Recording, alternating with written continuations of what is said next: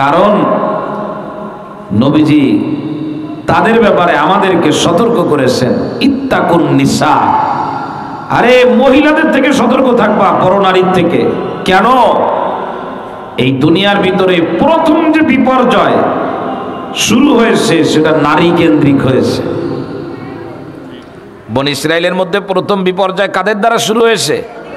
নারীদের দ্বারা। নারীদের খারাপ বললাম না, আপনি উল্টা দিক, পৃথিবীতে সমস্ত নবী আসছে কাদের মাধ্যমে? নারীদের মাধ্যমে। তো তারা তো নবীদের মা, তাদের দাম অনেক। কিন্তু সতর্কতা হলো যে আমি কোনো পরনারীর সঙ্গে একেবারেই নিরুপায় না হলে আমি কথা বলবো না, পরনারীর সঙ্গে কথা বলবো না। এটা খুবই রিস্ক এবং ঝুঁকিপূর্ণ। এটা যতটা পারা যায় নিজেরা সেভ করা। আর মা বোনদের বলবো, মা বোনেরা, আমি কোনো পরপুরুষের সঙ্গে কথা বলার চেষ্টাই করব না। নারীরা পরপুরুষের সঙ্গে কথাই বলবেন না। যদি কখনো কোনো নারী নিরুপায় হয়ে যায়, পরপুরুষের সঙ্গে, মসজিদের ইমামের সঙ্গে, মুয়াজ্জিনের সঙ্গে, কমিটির লোকজনের সঙ্গে, আমার এলাকার কোনো পুরুষের সঙ্গে যে আমার মাহরাম না, আমার তার সঙ্গে কথা বলার সুযোগ নাই, এরকম পুরুষ যদি হয় আর নিরুপায় হয়ে যদি কথা বলার প্রয়োজন হয়, তো আল্লাহ তাআলা মহিলাদের বলেছেন স্বাভাবিকভাবে কথা বলবো না। কিভাবে? আমার দিকে একটু খেয়াল করেন না, কিভাবে কথা বলবেন না? ভাই আমার দিকে একটু খেয়াল করতে হবে, না হলে কথা বোঝা যাবে না। প্রয়োজনে তো কথা বলা লাগে না? ঔষধ কিনতে যাওয়া লাগে, কোনো পুরুষ নাই, তো গাড়ির ড্রাইভারের সঙ্গে অনেক সময় কথা বলার প্রয়োজন হয়ে যায়।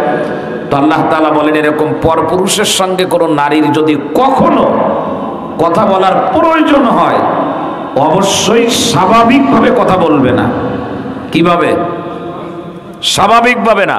স্বাভাবিক মানে মহিলাদের স্বাভাবিক ভাষা অত্যন্ত মার্জিত হয়, মিষ্টি হয়, আকর্ষণীয় হয়, মোহনীয় হয়। মহিলাদের কথার ভিতরে, তাদের আওয়াজের ভিতরে পুরুষের জন্য একেবারে চুম্বকের মতো আল্লাহ তাআলা সৃষ্টিগতভাবে দিয়ে রেখেছেন। এজন্য আল্লাহ রাব্বুল আলামিন সূরাতুল আহজাব 22 নম্বর পারার প্রথম আয়াতের মধ্যে আমার আল্লাহ পাক বলেন, ও দুনিয়ার মহিলারা, যদি তোমাদের পরপুরুষের সঙ্গে কথা বলা লাগে, স্বাভাবিকভাবে বলবা না, নরমভাবে বলবা না। ওয়ালা তাখদানা বিল কওলি ফায়াতমা আল্লাযী ফি কলবিহি মারাদ। তুমি যদি স্বাভাবিকভাবে সাজিয়ে গুজিয়ে নরম করে কথা বলো, যার সঙ্গে কথা বলতেছ ওই পুরুষের অন্তরের ভিতরে রোগ থাকতে পারে। যদি রোগ থাকে, সক্রান্ত থাকে, তোমার কথার দ্বারা ওই পুরুষ তোমার প্রতি আকৃষ্ট হবে, এক ধরনের সমস্যা তৈরি হবে। এজন্য আল্লাহ রাব্বুল আলামিন বলেন, কোন সময় যদি নিরুপায় হয়ে পরপুরুষের সঙ্গে কথা বলা লাগে, কথার ভিতরে যেন নরম ভাব না থাকে।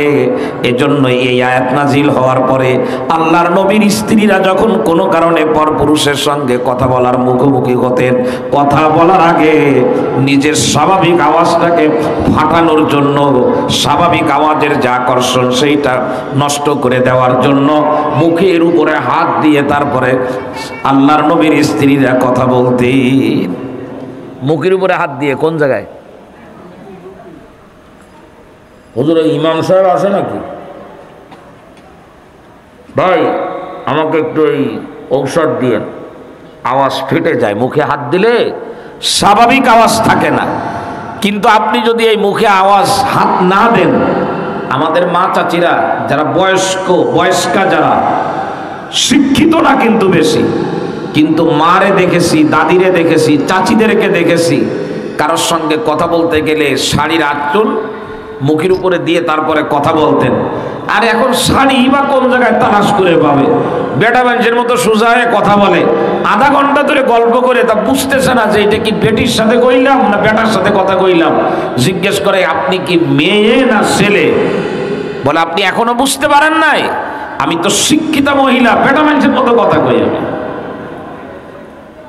মহিলারা ঔষধ কিনতে পারে, গাড়িতে উঠতে পারে, প্রয়োজন কালে বেকালে কথা বলা লাগতে পারে, কিন্তু মুখে হাত দিয়ে শালীনতার সঙ্গে নিজের আওয়াজটাকে ফাটিয়ে ফেলবে, নিজের স্বাভাবিক আওয়াজ দেবেন। আল্লাহ তাআলা কোরআনে কারীমের 22 নম্বর পারার 1 নম্বর আয়াতে এটা বলছেন।